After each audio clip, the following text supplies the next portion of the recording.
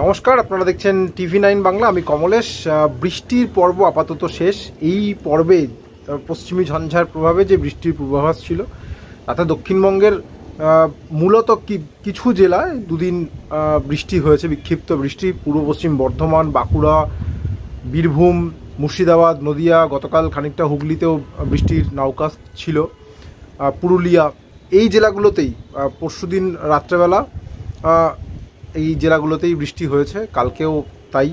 কালকেও বিকেলের পর থেকে যখন দফায় দফায় বৃষ্টির পূর্বাভাস আসছিল, আমরা দেখছিলাম এই তালিকাতে এই জেলাগুলোই রয়েছে। গতকাল লাইভের থ্রেডে অনেকেই লিখে গেছেন যে তাদের জেলায় কোথায় কি বৃষ্টি হয়েছে। আজকেও একটু জানাবেন এই যে জেলাগুলো যারা গতকাল সন্ধ্যের পর অনেক জায়গায় সম্ভবত হেলস্টর্ম, শিলাবৃষ্টিও হয়েছে।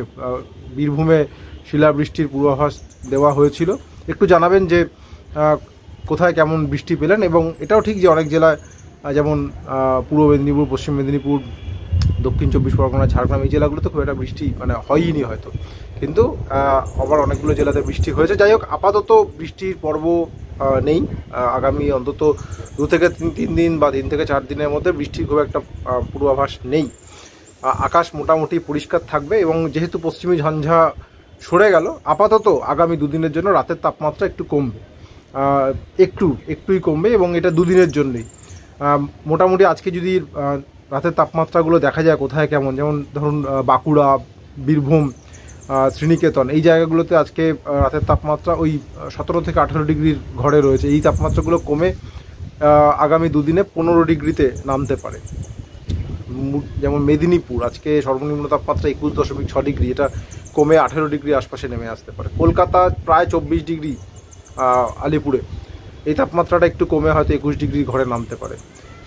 উত্তরবঙ্গ যদি দেখা যায় 18.5 ডিগ্রিতে রয়েছে কোচবিহারের তাপমাত্রা, এটা কমে 15 ডিগ্রিতে নামবে। 16 ডিগ্রির আশপাশে রয়েছে জলপাইগুড়ি, এটা কমে 13 ডিগ্রিতে নামবে। অর্থাৎ মোটামুটি আমরা মার্চ মাসের প্রথম সপ্তাহে রয়েছি। তাও এই যেহেতু একটা শক্তিশালী পশ্চিমী ঝঞ্ঝা গেল, আবার তুষারপাত হয়েছে কাশ্মীর, হিমাচলে, ফলে অন্তত 2 দিনের জন্য হলেও নর্দার্লি বা নর্থ ওয়েস্টার্লি উত্তর পশ্চিমী বাতাস একটু শক্তিশালী হবে, একটু শুকনো হাওয়া আবার আসবে। ফলে রাতের তাপমাত্রাটা একটু কমবে অন্তত 2 দিনের জন্য। 2 দিন পরে আবার রাতের তাপমাত্রাটা একটু বাড়তে শুরু করবে, কিন্তু দিনের তাপমাত্রা যেখানে আছে সেখানেই থাকবে। মোটামুটি বেশিরভাগ জায়গাতেই 30 ডিগ্রির ওপরে দিনের তাপমাত্রা থাকবে। কোথাও 31, কোথাও 32, কোথাও 33 ডিগ্রির ঘরেও থাকতে পারে সর্বোচ্চ তাপমাত্রা। দিনের তাপমাত্রা খুব একটা হেরফের হওয়ার সম্ভাবনা আপাতত নেই। রাতের তাপমাত্রা একটু কমবে এবং তারপরে রাতের তাপমাত্রাটা 2 দিন পরে আবার একটু বাড়বে।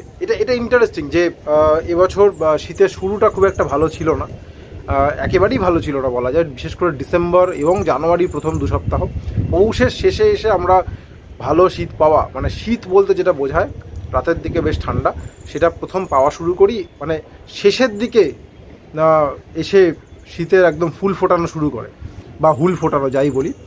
এবং এখন দেখা যাচ্ছে যে ফেব্রুয়ারি পেরিয়ে মার্চ মাসের শুরুতেও আমরা বেশ শুকনো হাওয়া পাচ্ছি। এটা একদিক থেকে ভালো, কারণ এই ঠান্ডা হাওয়াটা আসছে বলে এখনও তাপমাত্রাটা মোটামুটি একটা লাগাম পড়ানো আছে বলা যায়। না হলে হয়তো বেলাগাম হয়ে যেত। আমরা উড়িষ্যায় দেখতে পাচ্ছি সর্বোচ্চ তাপমাত্রা বাড়তে বাড়তে 36-37 ডিগ্রিতে পৌঁছে গেছে। দক্ষিণ ভারতে তো আরও, দক্ষিণ ভারতের তাপমাত্রা অনেক জায়গাতেই 38-39 ডিগ্রি আশপাশে ঘোরাফেরা করছে। এই গরমটা এখনও পর্যন্ত আমাদের এখানে পৌঁছয়নি। আগামী 3-4 দিন বা 4-5 দিনের মধ্যেও এই এতটা পারদ চড়বে এরকম নয়, কিন্তু এই দিনের তাপমাত্রাটা 32-33 এর আশপাশে থাকবে। আপাতত এটুকুই। বৃষ্টির কোনো পূর্বাভাস নেই, আপাতত ছাতা লাগবে না। ওই রোদের জন্য অবশ্য লাগতে পারে। নতুন কোনো চেঞ্জ বা আপডেট থাকলে সবার আগে আপনাদের সঙ্গে শেয়ার করবো আগামীকাল সকালে। আবার সঙ্গে থাকার জন্য অনেক ধন্যবাদ।